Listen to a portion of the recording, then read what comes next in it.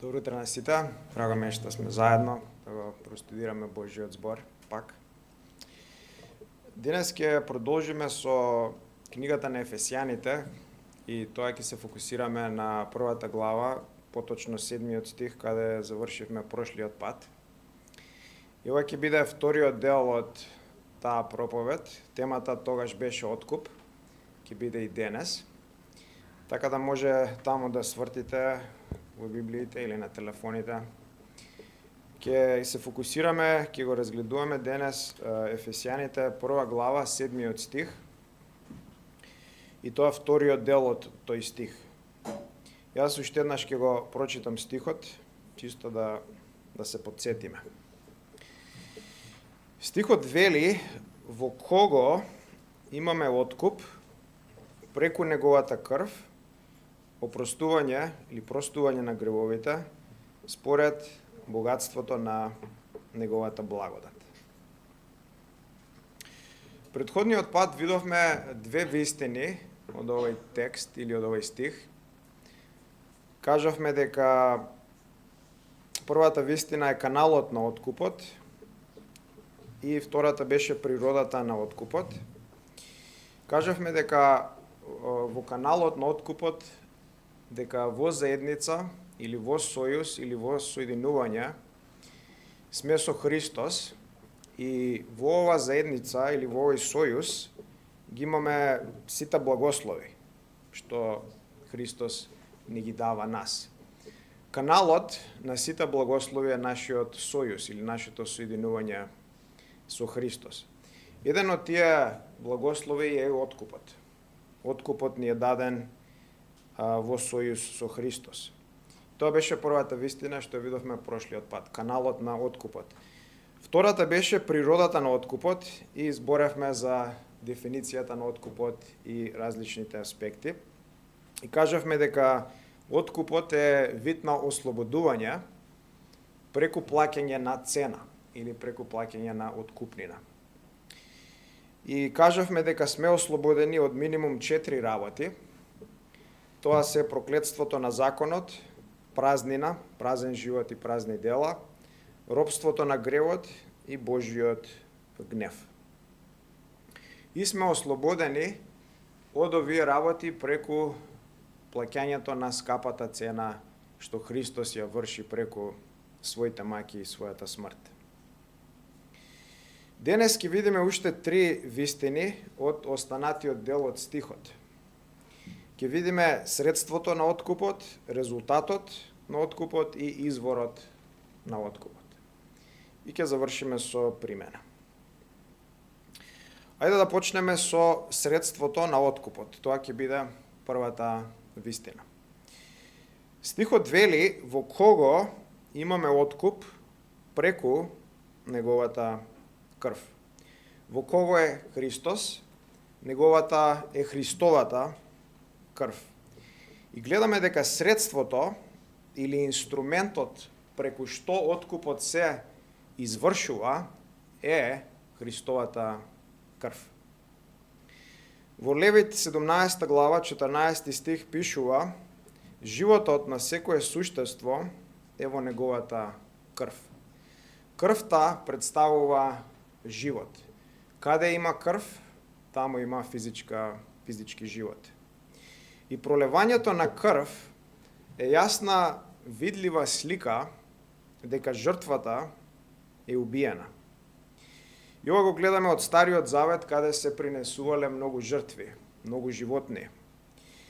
И не било потребна само жртвата да се убие, туку требала незината или нивната крв да се посипе на одредени места, да се попрска, поврзани со обожувањето на Бог, поврзани со скенијата и со храмот. Например, во Левит 16 глава се опишува како правосвештеникот жртвувал 2 кози, кои символично ги носеле гревовите на луѓето. И едниот бил испратен во пустината, никогаш да не се врати, а другиот бил жртвуван на олтарот. И крвта од оваа жртва била попрскувана на милосрдието на ковчегот на заветот. И овој завет бил склучуван или бил склучен со крв, со смрт. Крв се ставало, например, на Арон и на неговата облека која носел кога извршувал службата во шаторот. Исто така крв се ставало и на синовите негови и облеката тие што ја носеле. Крв се ставало на жртвениците за темјан и жртви паленици. Исто така крв се ставало и бил посипуван и прскан народот. Крв, како што кажавме, се ставало на милосрдието пред и на него. Скоро се било посипувано со крв. Скоро се било испрскано, налеано со крвта на убиени жртви. И сите овие жртви у Стариот Завет и целата нивна крв говорела дека казната за греот е смрт. Казната за греот е пролеаната крв. И само преку смрт, само преку пролеана крв може да се дојде до опростување.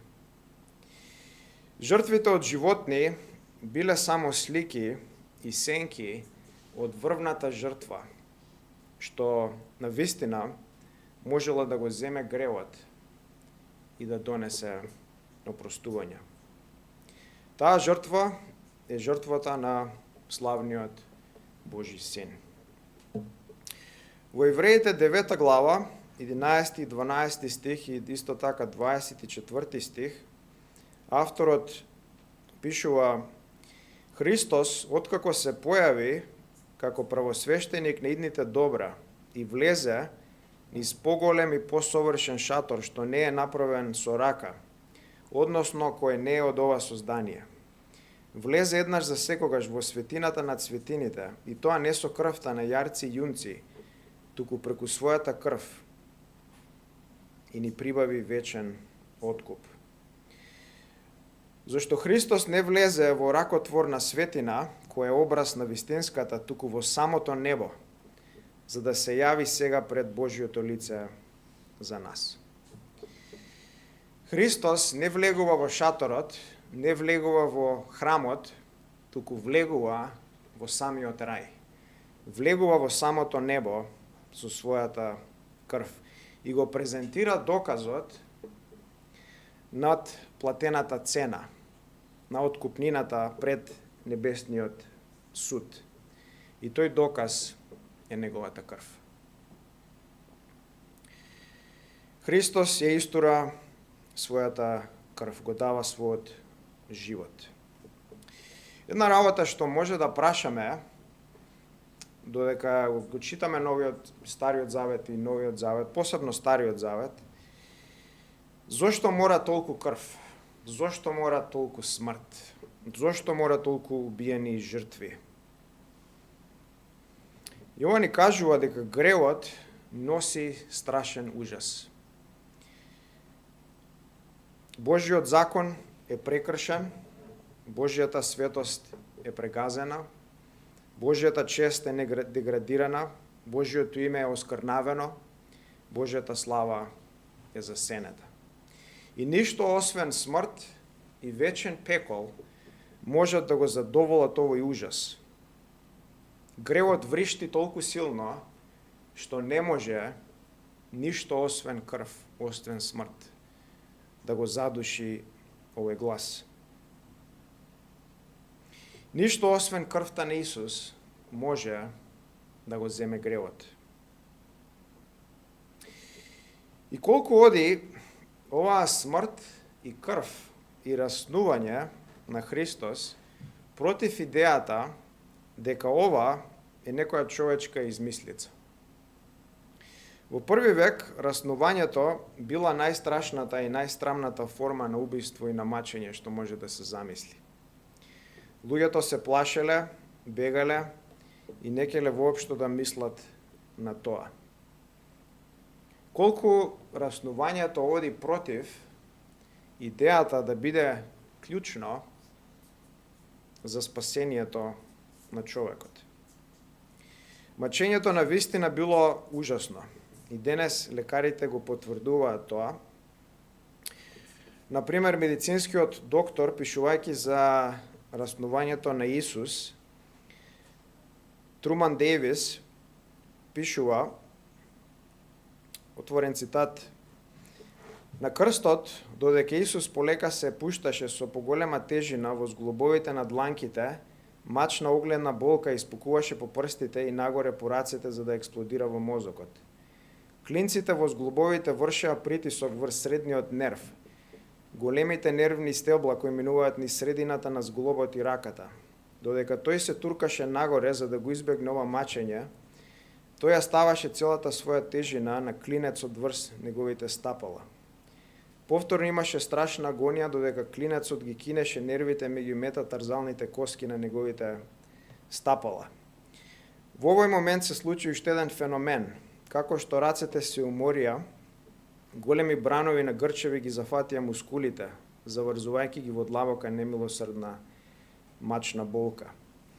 Со овие грчеви дојде и неможност да се турка нагоре, висејќи на рацете. Пекторалните мускули, големите мускули на градниот кош беа парализирани, а меѓу ребрените мускули, малите мускули помеѓу ребрата не беа во можност да дејствуваат. Воздухот можеше да се вовлече во белите дробови, но не можеше да се издишува. Исус се бореше за да се подигне, за да добие макар еден краток здив.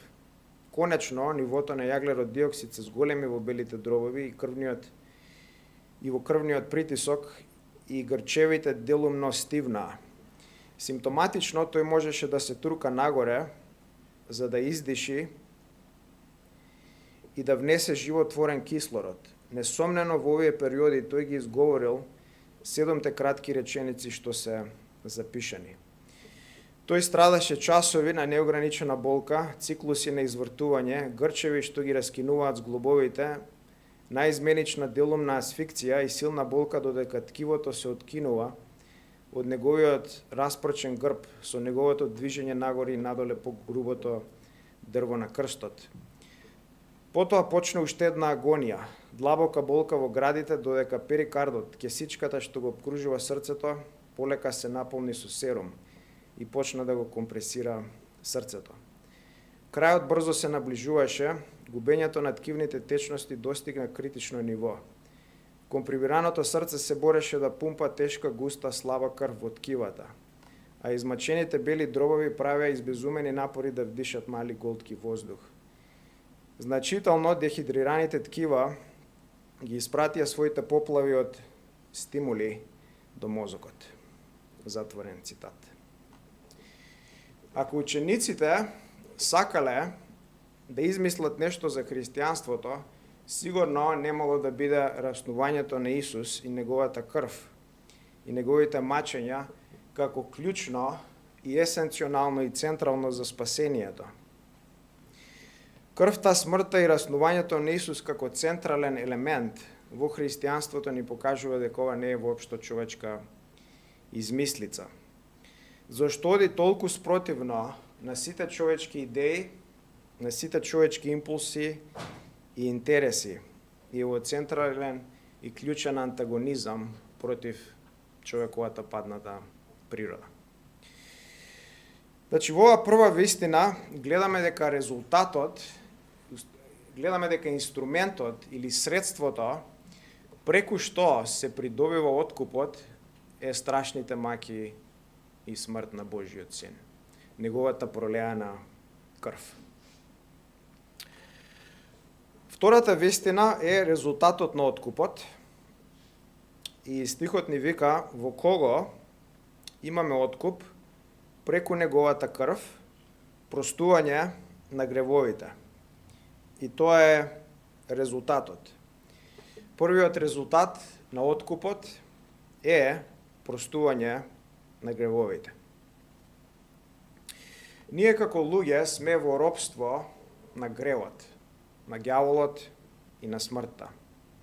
Сите што не го знаат Христос се под проклетство на законот и се под Божиот гнев. Божијата лутина и јарост виси над секој човек. Не може сами да се спасиме, немаме никакви добри дела, тонеме, се гушиме, се давиме, сме духовно мртви. И најголемата потреба на човекот е неговиот греф да биде простен. Најголемата. Нема ништо поважно, повредно на земјата од тоа. И имаме многу долгови. Му должиме многу на Бог.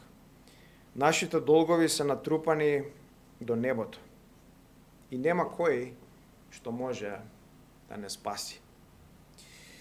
Пуританскиот теолог Стивен Шарнок пишал, зборувајќи за крвта на Исус, отворен цитат: "Зарем оваа крв нема да не запознае дека злото на гревот е толку големо, што не може да биде избришано од крвта на целото создание. Зарем не би не зачудило тоа што никој немал доволно сила да му се спротистави, туку еден само рамен со Бог." Затворен цитат. Тоа што е интересно што вика Шарнок во овој цитат е дека крвта на целата креација, на целото создание не е доволна да донесе откуп. Замисли сите животни што живеат сега на земјата, сите до еден, да пролеат нивната крв и да умрат за тебе. Замисли сите риби, сите растенија, сите дрва, сите инсекти наеднаш да згаснат и да умрат и да го дадат својот живот за тебе. Понатаму замисли сите звезди, сите комети, сите астероиди, сите галаксии наеднаш да се распарчат и да умрат за тебе. Замисли сите луѓе на светот што постојат сега, да решат да го дадат својот живот, да умрат и да пролеат својата крв за тебе.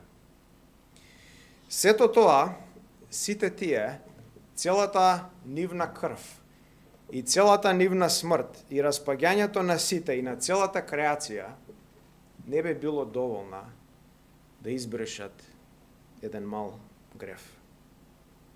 Ништо не би било доволно да го избрише злото од еден мал греф.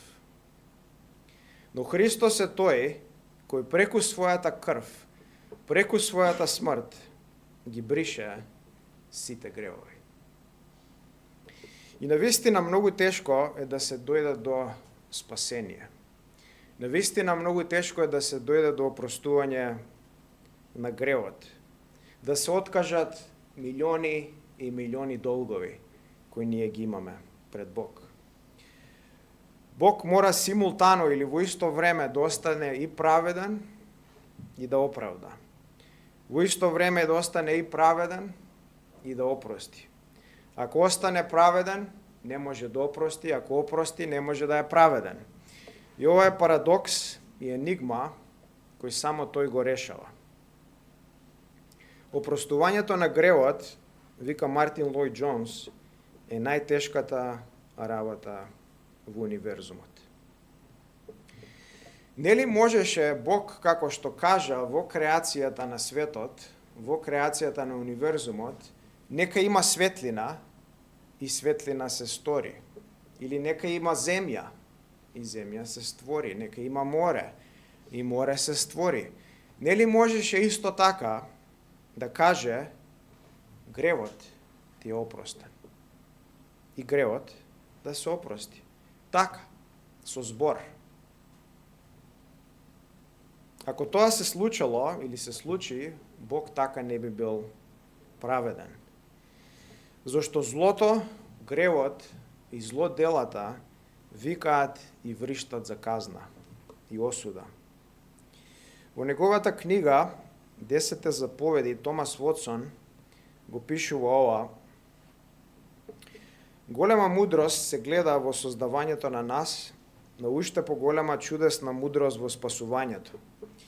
Се гледаше голема мок во тоа што Бог не извлекуваше од ништо, но поголема мок во помагањето кога бевме полоши од ништо. Чинеше повеќе да не откупи, отколку да не создаде, Создавањето беше само со збор, но при откупувањето имаше пролевање крв. Создавањето беше дело на Божјите прсти, откупувањето беше дело на неговата рака. Во создавањето Бог ни ги даде самите себе, во откупувањето тој се даде самиот. Преку Божјата благодат, преку Христос, кој е манифестација на Божјата благодат, Бог ни ги простува сите гревови. Доколку го знаеме Христос како наш Спасител и Господар, заради неговата благодат, сите гревови и се простени. Минати, сегашни и идни. Се е простено заради Христос, заради неговата крв. Од робови на гревот и ѓаволот, Исус не прави да сме негови робови. Тој не откупува и не ослободува. И сега сме негови. Во 1 Коринтијаните 6 глава, 19 и 20 стих, Павле вика: не си свој, бидејќи си купен со цена, затоа прослави го Бог со твоето тело. Сега му припаѓаш дупло на Христос. Христос те создаде, ти даде се што имаш и сега си негов. И Христос ја даде својата крв, својот живот, да те откупи и да те спаси. И сега си дупло негов. Не си веќе свој. Си негов. Тој е твојот Господар, тој е твојот цар. Третата вистина од стихот или од последниот дел од стихот е изворот на откупот. Значи, до сега видовме дека средството или инструментот преку што се добива откупот е крвта на Исус и дека крвта на Исус ни ги опростува сите гревови, тоа е резултатот.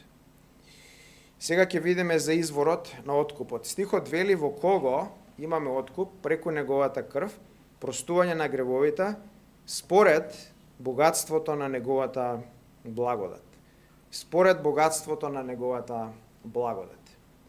Изворот на откупот се богатствата на Божјата благодат.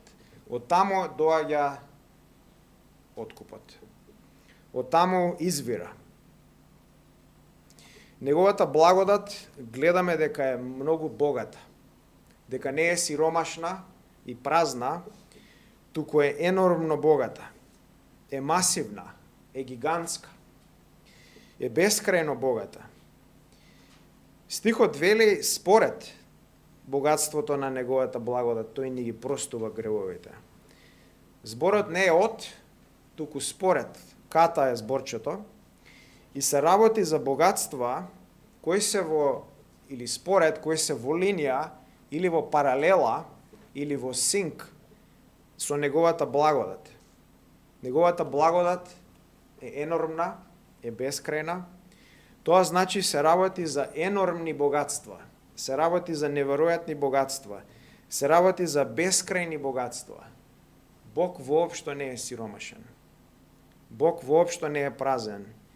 Има бескрајни богатства. Во Ефесјаните 3 глава, 8 стих, Христос е именуван како тој што има неистражливи богатства.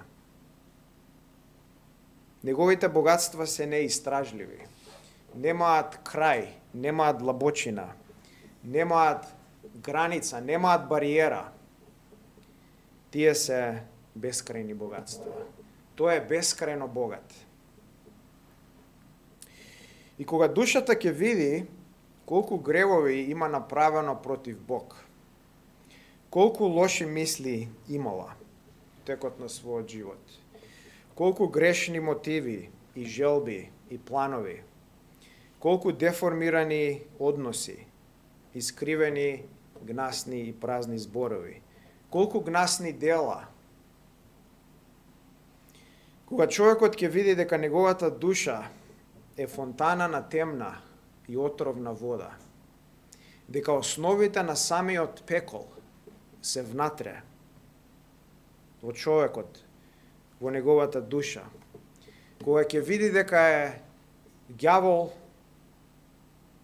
покриен со месо, кога ќе види дека му должи многу на Бог, огромен долг, и нема со што да го плати, е духовно банкротиран, е сиромашен, е голтар, е бедник, и дека овој бескраен долг, вечни маки у пеколот, не можат да го платат. Кога ќе види колку е безнадежен и безпомошен. Томас Гудвин во својот коментар на овој стих пишува: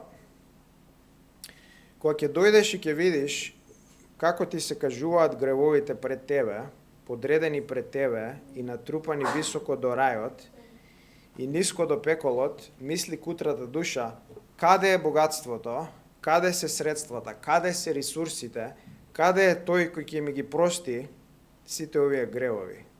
Еве го, овде е богатството на благодата, кажано пред вас. Еве е крвта на Господ Исус. Христос се јави, богатството на благодата.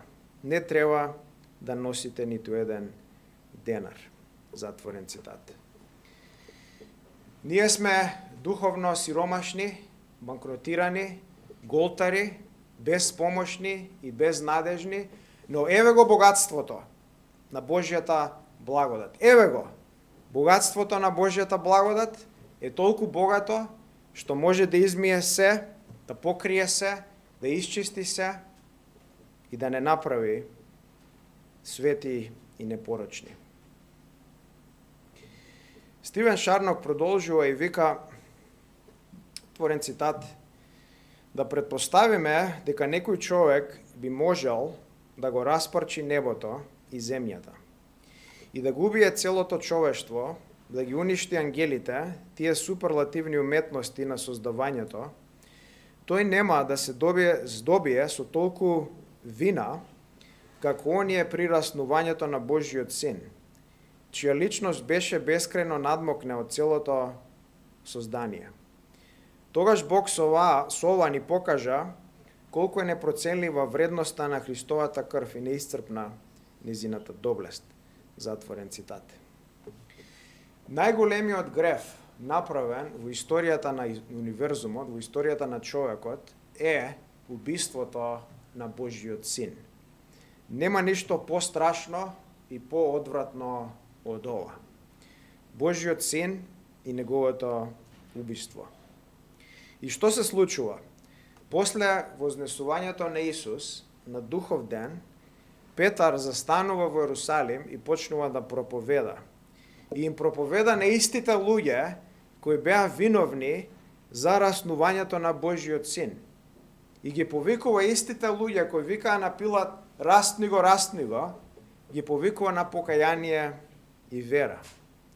И истите луѓе кои беа толку виновни од убиството на Божиот син, најголемиот греф што може да се замисли, заради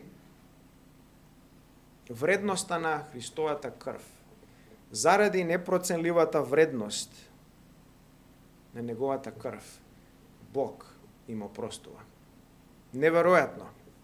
Колку е богата Божјата благодат. Колку е енормна, колку е длабока. Е како море кое ги покрива најголемите кратери и дупки и карпи на нашите гревови. Ги покрива, да не се гледаат, да не мирисаат, да не се веќе гнасни. И што ја прави славна Божјата благодат? Што ја прави славна? Тоа што ја прави славна е тоа што е бесплатна. Спасението е бесплатно и целосно. И е бесплатно и целосно, бидејќи Бог е енормно богат. Не е сиромашен, туку е бескрајно богат. Ја дава бесплатно на секој што ќе дојде кон него. Мартин Лојд Џонс вика опростувањето е бесплатно бидејќи Христос е богат. Затоа е бесплатно. Сите други религии нудат спасение преку дела, преку услови, преку усилби, преку напори. Само библиското христијанство и само во него спасението е бесплатно. Благодата на Бог е бесплатна. Нема дела, нема услови, нема усилби, нема напори.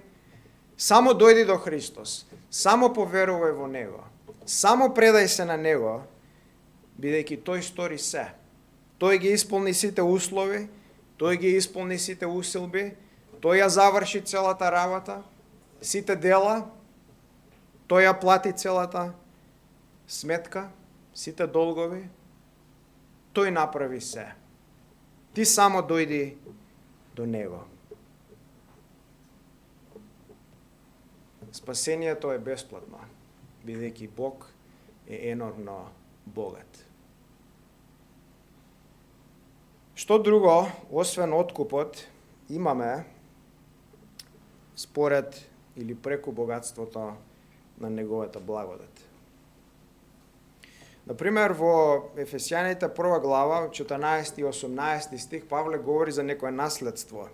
Збори за богатствата на наследството. За какво наследство се работи?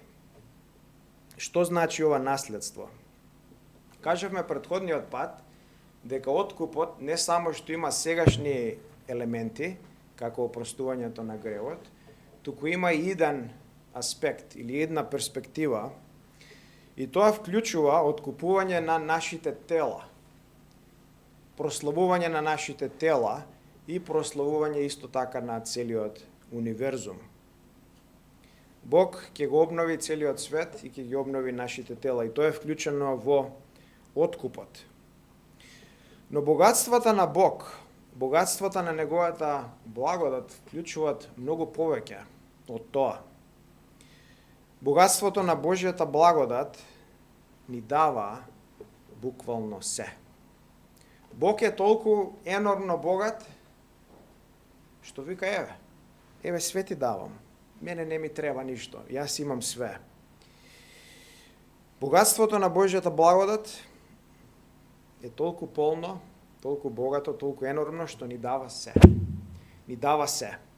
Во 1 Коринтијаните 3 глава, 21 и 23 стих, Павле вика, никој да не се фали со луѓе, зашто се е ваше. Тие луѓе се ваши. Било Павле, Аполос, Кифа, било светот, животот, смртта, било сегашноста, иднината, се е ваше. А вие пак сте Христови, а Христос е Божи. У Римјаните 8 глава, 37 и 32, Павле вика, што да речеме ново, ако Бог е со нас, кој е против нас? Оној кој не го поштеди својот собствен син, туку го предаде за сите нас, зар нема да ни подари се друго со него? Наследството за кое се работи, кое го имаме преку Божјата благодат, е целиот универзум. Не само овој сегашен, туку идниот што ќе дојде. Како пише во Откровение, тој што ќе победи, ќе наследи нови неба и нова земја. Наследството е поседување на се. Иако Бог ни го дава овој свет, иако се е наше, сепак се уште не поседуваме се. Се уште во овој свет сме гонети, сме мразени и немаме ништо. Иако се ни е дадено, сега немаме ништо. И ништо не ни треба од овој свет. Овој свет кој е привремен, празен и проклет, ништо не ни треба. Ништо не ни треба од овој свет, бидејќи овој свет е една голема гробница. Се се распаѓа и се умира во него. Звездите умираат, птиците умираат, животните умираат, инсектите умираат, растенијата умираат, човекот се распаѓа и умира. Се станува и ќе стане пепел и прашина. И зошто некој би сакал нешто од овој празен и проклет свет? Зошто некој би сакал нешто од оваа голема гробница? Не ќеме ништо од овој свет. Ние чекаме вечен свет, каде живее праведноста. Например, Аврам, кога бил повикан да го напушти Ур во Битие, во Месопотамија, доаѓа да живее во Ханан, во ветената земја, и таму живее како тугинец. Нема ништо. Живее во шатор. И Бог му ветува дека тој ќе ја поседува земјата. Секаде каде неговата нога ќе стапне на оваа земја, ќе биде негова. И според Битие 13 глава, Бог му ја дава земјата, но тој не ја поседува. Цел свој живот живее во шатор. И една работа што може да прашаме е зошто не купува земја. Знаеме дека стекнува богатство преку своите животни, дека станува богат. Но зошто не купува земја? Зошто не купува имоти? Зошто не купува поседи? Во Евреите 11 глава, 9 и 10 стих, авторот вика преку вера, зборувајќи за Аврам, тој се насели во ветената земја како тугенец и живееше под шатори со Исак и Јаков, наследници на истото ветување, зашто тој го очекуваше оној град што има вечни темели, чиј градител и творец е Бог. Аврам купува еден мал посет, една мала земја. И дали знаете зашто ја купува? Ја купува да погреба Сара, неговата жена. Купува гробница. Само купува гробница, друго ништо не му треба. И со својот пример покажува дека овој свет е една голема гробница. Овој свет е расклатен и нема вечни темели. И со својот пример покажува дека ништо не му треба, само гробница. Место каде што ќе може да погреба својата жена и себе си, очекувајќи го воскресението и новите неба и новата земја. Дали ти сакаш земја и поседи, имоти и куќи во овој свет? Дали сакаш да напластиш се повеќе и повеќе гробници и гробишта за себе? Најголемото наследство што го имаме не е овој свет, не е па ниту идниот свет што ќе дојде. Најголемото наследство што го имаме е Христос. Во Колосјаните 1 глава 27 Павле вика: богатството на славата е ова, Христос во вас. Тоа е најголемото богатство. Тоа е најголемото наследство. Да се има Бог, да се има Христос е најголемото богатство. Тоа е нашиот дел и тоа е најголемото и највредното, најубавото и најславното. Значи, преку овие богатства или богатствата на Божјата благодат, не само што имаме откуп, туку го имаме целиот универзум и тој што ќе дојде, и тоа ни се дадени на бедни питачи како нас, кои немаат ништо, кои се банкротирани, кои се грешни, кои висат на пеколот. Тоа на вистина е богатство. Неговата благодат на вистина е славна. Но Ефесјаните 2.7 Павле пишува нешто интригирачко. Во 2.7 вика: во идните векови, зборувајќи за богатството, Бог да ни го покаже преголемото богатство на својата благодат според својата добрина кон нас во Христа Исуса.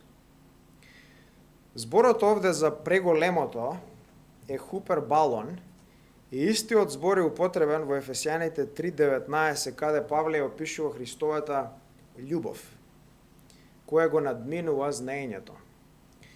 Го надминува знаењето значи дека е бескрајна, значи дека не може да се премости, дека не може да се дофати. дека нема ограничувања, дека е бескрајна. И стихот може да го преведеме во идните векови, 2:7, во идните векови да ни го покаже бескрајното богатство на својата благодат, според добрината кон нас во Исуса Христа. Во идните векови, значи во вечноста. Значи во вечноста Бог ќе ни ја покажува својата славна благодат, богатствата на својата славна благодат. Ќе ни покажува бескрајно богатство. А кој е ова бескрајно богатство што ќе ни го покажува? Тоа е самиот Бог. Бог ќе ни покажува себе си се повеќе и повеќе од себе си. Бог ќе се открива се повеќе и повеќе на нас во идните векови во рајот. Ќе ни покажува хоризонти, висти, повеќе големи димензии од својата љубов, од својата добрина, од својата благодат, од својата светост, од својата убавина. Ќе ни ја покажува богатството на својата благодат. И како што се повеќе и повеќе се открива, ја гледаме неговата убавина, така ние ќе го славиме, ќе го издигаме, ќе ја славиме неговата благодат. Чекаме рај не зашто рајот е убав, туку зашто Бог е таму и ќе ни покажува аспекти и убавини од својот карактер и своите атрибути. И сега да сумираме, во овој втор дел на откупот видовме три вистини. Видовме средството на откуп, дека средството или инструментот на откуп е крвта на Исус, неговата смрт, неговите маки, неговата пролеана крв. Резултатот на откупот е простување на гревовите и се доаѓа од изворот кој е богатството на Божјата благодат. Бескрајните богатства на неговата благодат ни го носат откупот. Од таму извира откупот. Тоа е фонтана, сонце, вулкан, од каде извира откупот. И сега да преминеме на примена.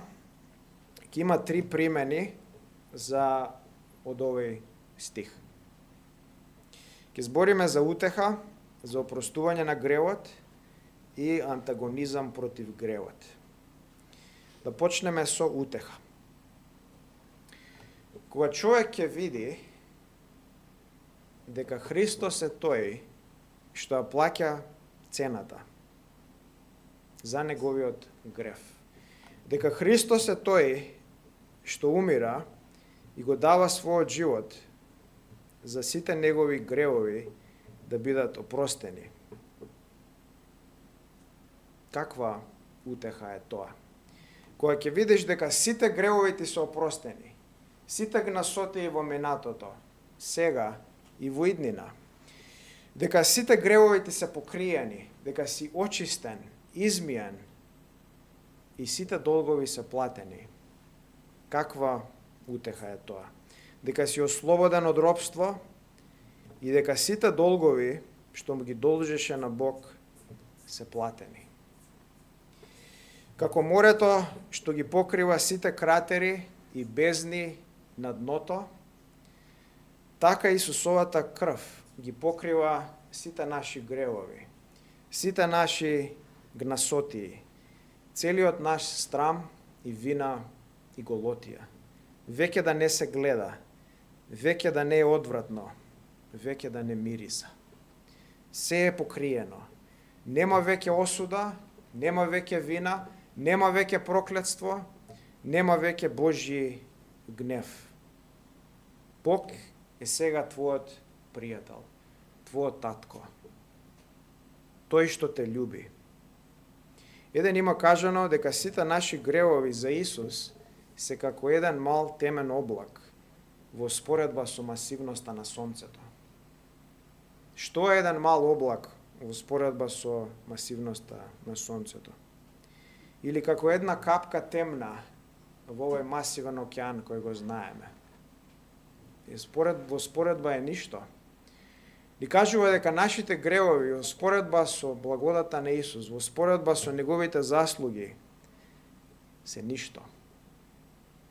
Исус може лесно да ги опрости сите гревови, да ги покрие, да ги очисти. Било каков грев да е, тој може да го измие, да го очисти, да го опрости.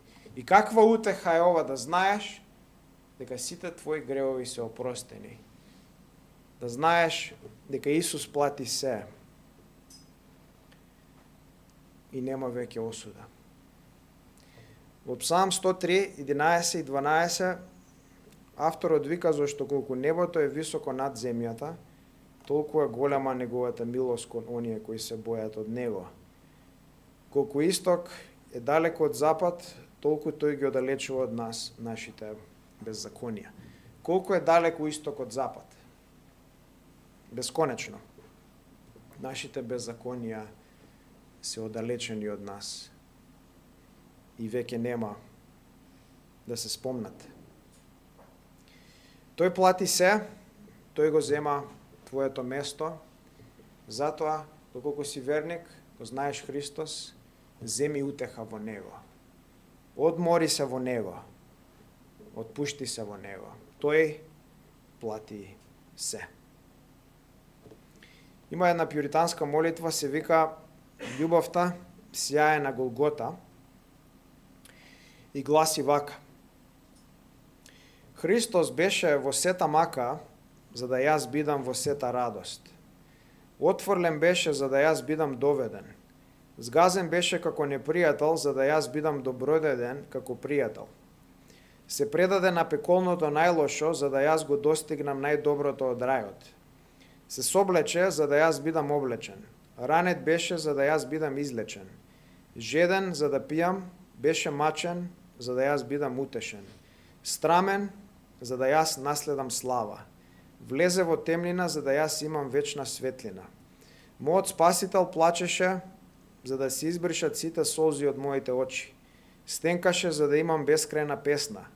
Издржа секаква болка, за да јас имам нераспадливо здравје. Носеше трлива круна, за да јас имам славна диадема. Ја наведна главата, за да јас ја подигна мојата. Доживеа прекор, за да јас добијам пофалба. Ги затвори очите во смрт, за да јас гледам незаматена осветленост. Истече, за да можам за секогаш да живеам. Затворен цитат. Да се радуваме во Христос и во Неговото дело за нас и да земеме утеха дека сите гревови ни се опростени. Се е измиено, се е очистено, се е платено. Ништо веќе не се бара од тебе. Втората примена е опростување на гревот. Дали ти се опростени твоите гревови? Дали го знаеш откупителот? Дали го знаеш спасителот? Дали можеш да најдеш утеха во него? Дали си вкусил дека твоите гревови се опростени? Дали чувствуваш дека твојата совест е чиста и дека си измиен од крвта на Исус? Дали си ослободен од стремежот да го заработиш твоето опростување, да го купиш со твоите дела твојот откуп, да се покажеш пред Бог преку твоите молитви, што и да е, преку твојот читање на Библија? Може веруваш дека откупот е само преку вера во крвта на Исус и само ти треба да ставиш твојата доверба во Него, но го немаш тоа вкусено експериментално. Го немаш тоа вкусено во твојата душа, во твојата совест. Уште си под товарот на законот, уште твојата совест е обременета, уште се стремиш да го импресионираш Бог и другите луѓе околу тебе во црквата. Уште се стремиш да се покажеш, да кажеш колку си свет, колку си духовен, колку знаеш. Уште се стремиш да го купиш твоето спасение. Решението е Христос. Дојди до Него, моли се на Него и Тој ќе те ослободи. Тој ќе ти го тргне товарот од твојата душа, ќе те очисти совеста, ти да дознаеш дека се плати Тој. Дека ти не треба ништо да плаќаш, дека ти не треба ништо да купуваш со твоите дела, со твоите усилби. Неговата крв е доволна. Од тебе не се бара ништо, освен да се предадеш на Христос. Неговите дела се доволни. Неговата смрт е доволна.